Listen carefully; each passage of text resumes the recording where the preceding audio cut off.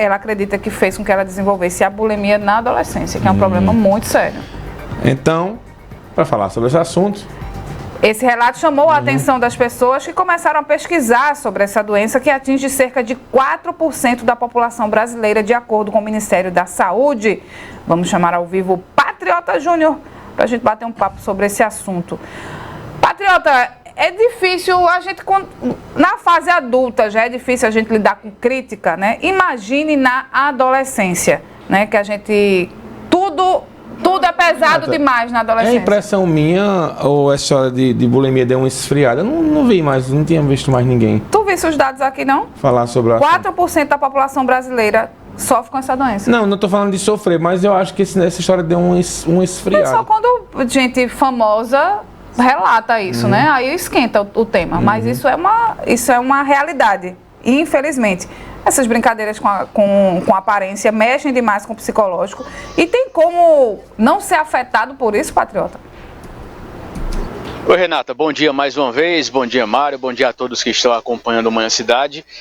Hoje em dia, né, é um problema complicado por conta, principalmente das redes sociais, né, que costumam ser um ambiente tóxico, passa a impressão de perfeição ali nos aspectos físicos, né, das pessoas. Isso, claro, pode causar transtornos mentais, né, transtornos físicos, transtornos na saúde como um geral, né? Sobre esse assunto nós vamos conversar aqui com a Eva Carini, que é psicóloga. Eva, bom dia, bem-vinda à Rádio Cidade. Primeiro, para a gente entender, né, o que é a bulimia?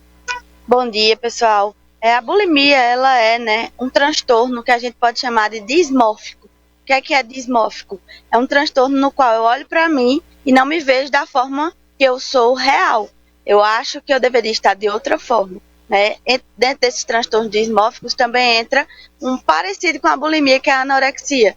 Mas eles têm uma diferença, que na bulimia, o sujeito está com o peso ideal, tá ali, ok, ele pode estar todo normalzinho, mas ele vai achar, né, que ele precisa comer menos, que ele precisa induzir o vômito, né? Dentro da anorexia a gente não tem tanto essa prática. Então é aquele sujeito que ou perde peso rápido e ganha rápido, né? Ou então tá num peso ali normal, mas não consegue se ver como saudável, né? Então ele precisa dessas intervenções, de provocar o vômito principalmente.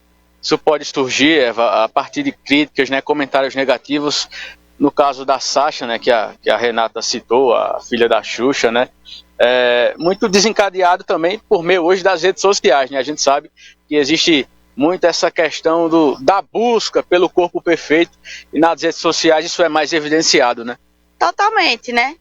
Acredito que há muito tempo foi para as mulheres, mas hoje até para os homens, né, tá bem complicado.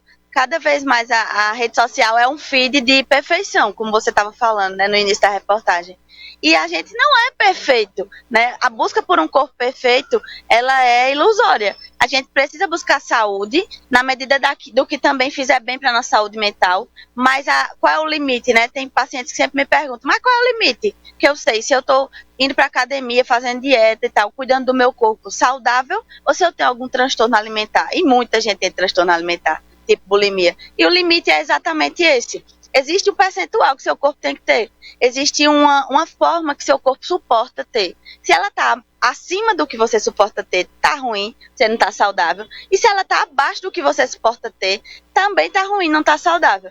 E se a sua cabeça está fazendo com que você veja diferente do que realmente está acontecendo com o seu corpo, aí é o limite total, né? Precisa de ajuda, tanto profissional, né, dentro de um consultório de psicologia, de psiquiatria, assim como um nutricionista, e um professor de educação física, um técnico aí que vai cuidar desse transtorno que eu estou desenvolvendo.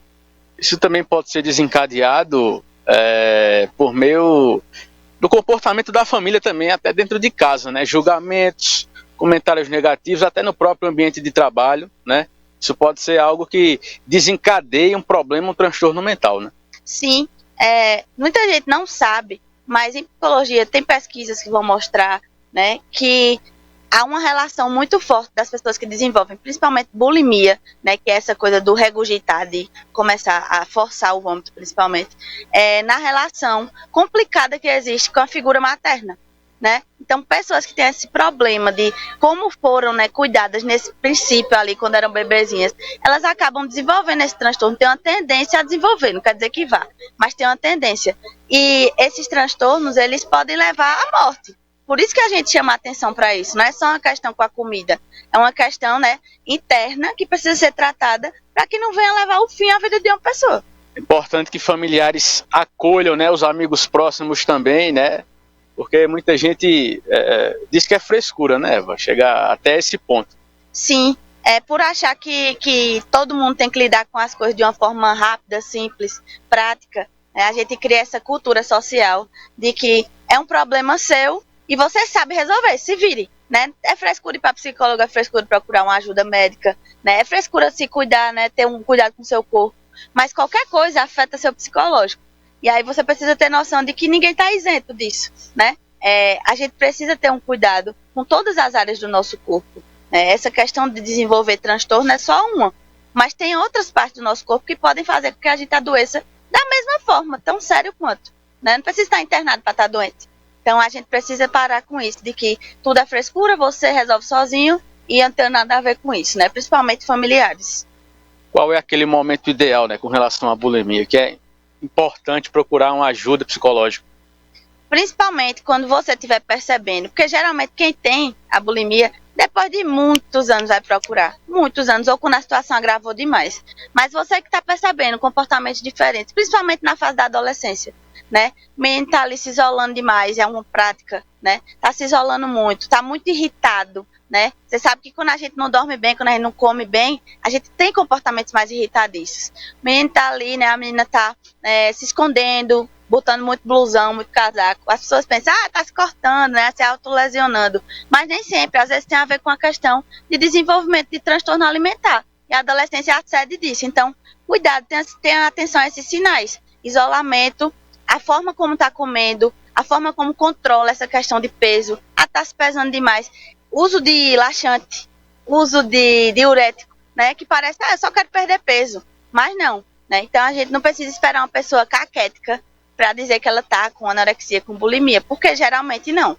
A compulsão pela comida denuncia mais a bulimia do que, né, você está ali magrinho, tranquilo, pode ser outro transtorno, mas bulimia tem mais a ver com essa questão de tipo assim, controlar o que eu não estou conseguindo. Ou seja, eu como a comida, eu acho que está me engordando, eu vou e vomito, né? Aí eu entro numa dieta, não consigo, aí tenho que me compensar, como mais. E assim vai virando um ciclo. Então, cuidado a esses sinais.